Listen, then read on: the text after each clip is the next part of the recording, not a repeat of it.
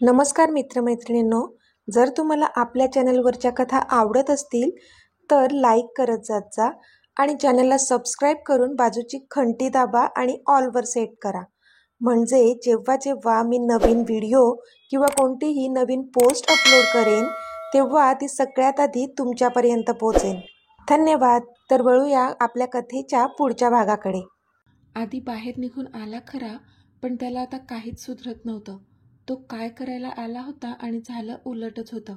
म्हणजे अक्षयला ना दिव्याचं पडलं होतं आणि नाही युविकाचं.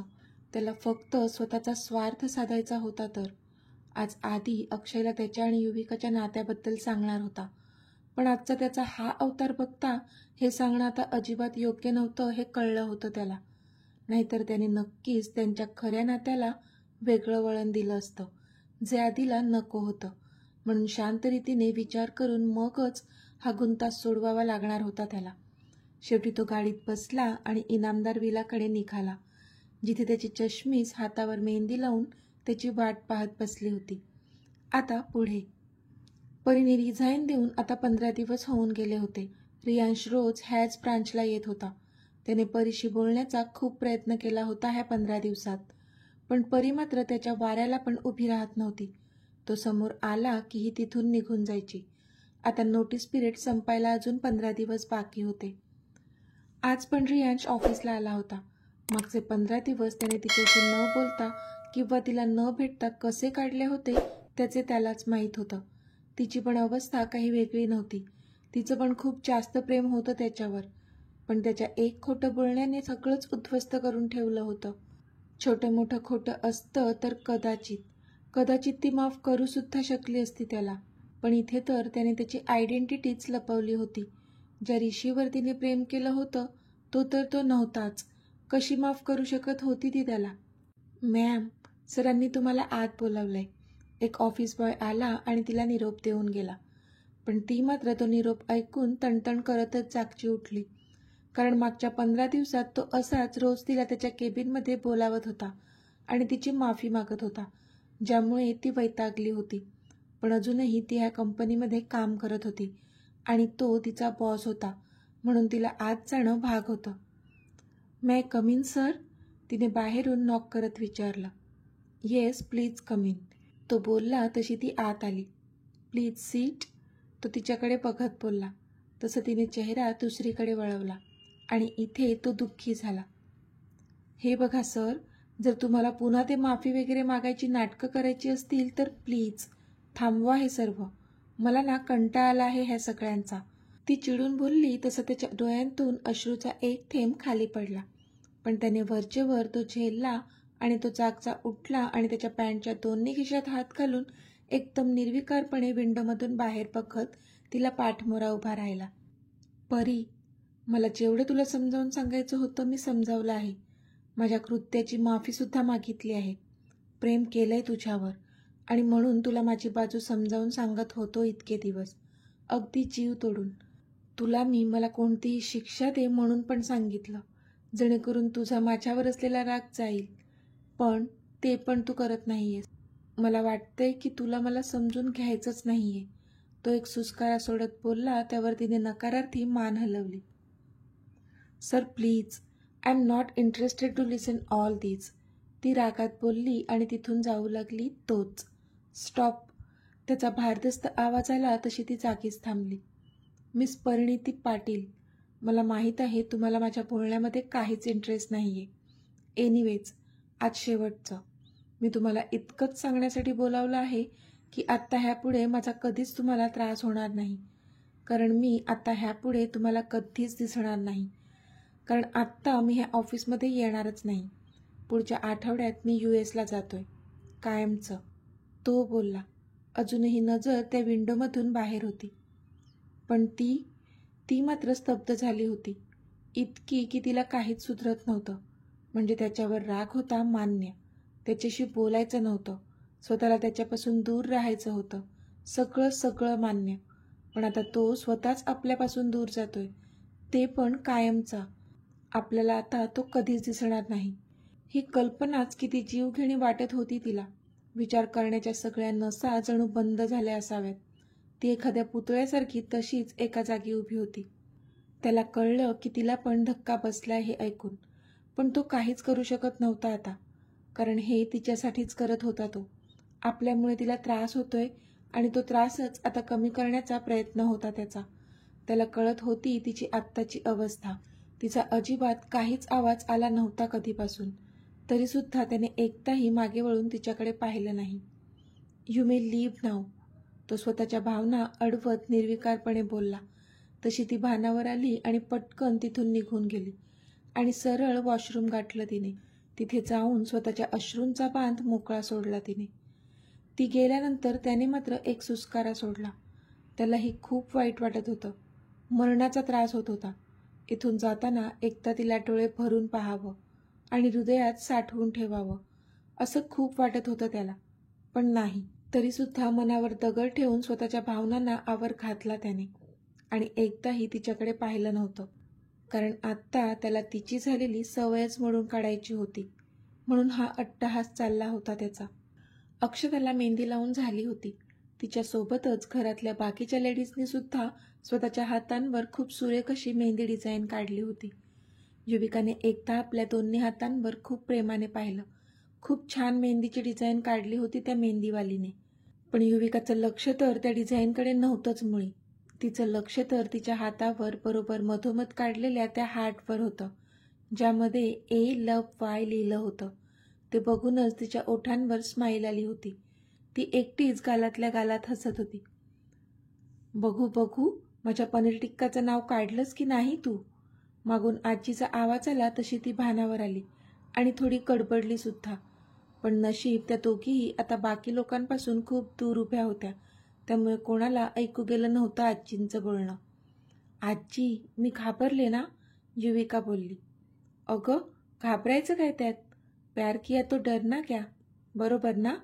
आजी मिश्किल हसत बोलल्या तशी युविका पण हसली.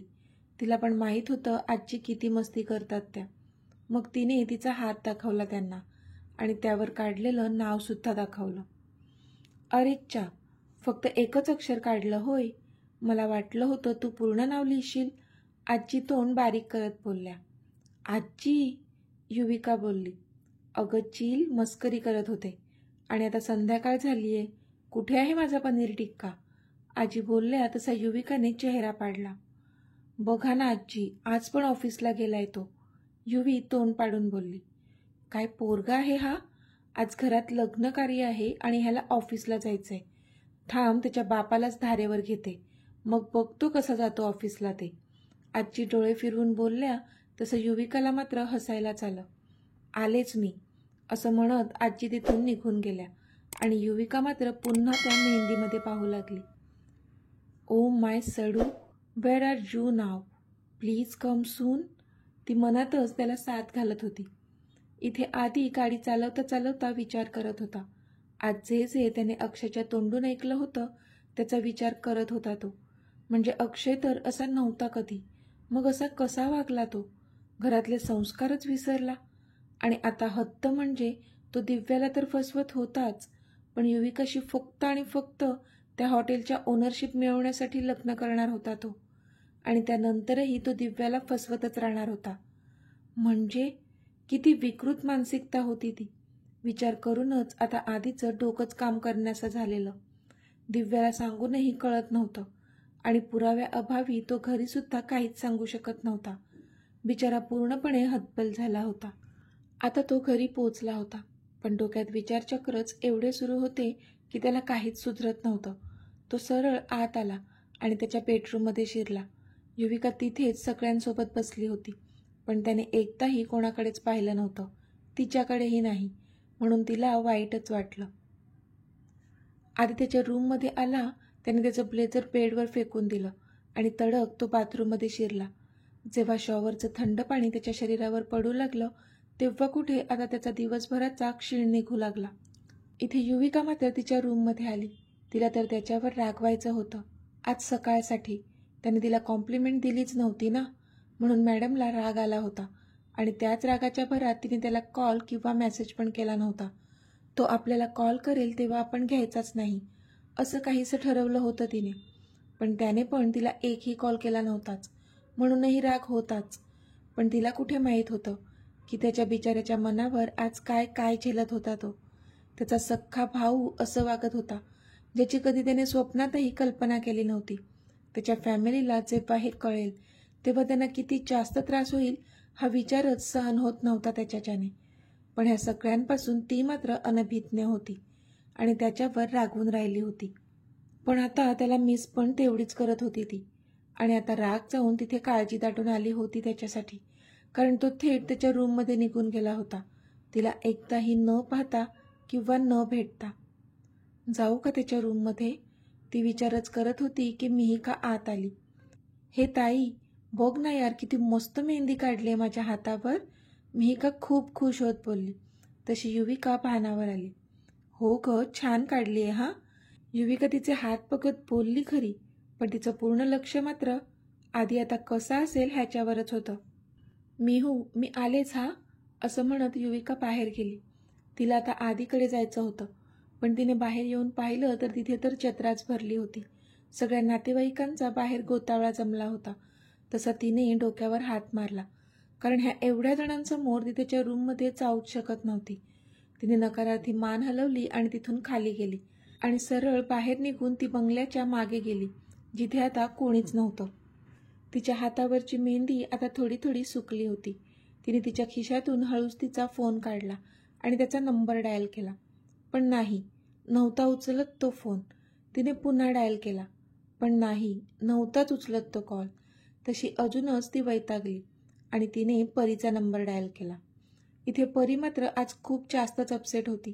तिला रियांशपासून दूर तर जायचं होतं, पण आज तो बोलला होता की तो पुढच्या वीकमध्ये कायमचा US निघून जातोय आणि त्यामुळे हिचं चित्त थाऱ्यावर नव्हतं. ती बेडवर अशीच आडवी झाली होती आणि सगळा विचार करत होती. डोळ्यातून आसवं गळत होती ती वेगळीच. इतक्यात तिच्या फोनची रिंग वाजली आणि तिची तंद्रीभंग झाली. तिने स्क्रीनवर पाहिलं तर युविकाचं नाव झळकत होतं. ते नाव बघूनच तिने स्वतःला नीट केलं, डोळे पुसले, चेहरा व्यवस्थित करून तिने कॉल रिसीव्ह केला. हॅलो, परी बोलली. परी, काय ग, किती उशीर कॉल घ्यायला, युवी चिडून बोलली. अगं सॉरी, ते मी बाथरूममध्ये होते ना म्हणून, परीने थाप मारली. ओके, पण तुझ्या आवाजाला काय झालं, रडवेला वाटतोय, रडलीस काय, युवीने विचारलं. तशी परी गडबडली, कारण युवीला अजून तरी तिने ऋषीबद्दल काहीच सांगितलं नव्हतं. म्हणजे ऋषीच रियांश आहे हे अजूनही तिने युविकाला सांगितलं नव्हतं, कारण युविकाने आधीच तिला बचावलं होतं की ही मुंबई आहे आणि इथे पटकन कोणावर विश्वास ठेवू नकोस. पण परीने मात्र तिच्या ऋषीवर डोळे झाकून विश्वास ठेवला होता आणि आता तिचा विश्वासघात झाला होता. मग कोणत्या तोंडाने ती युवीला काही सांगणार होती ह्याबद्दल? अगं काही नाही, थोडी थकली आहे ना म्हणून तुला वाटत असेल असं, परी बोलली. नक्की ना, युवीने विचारलं.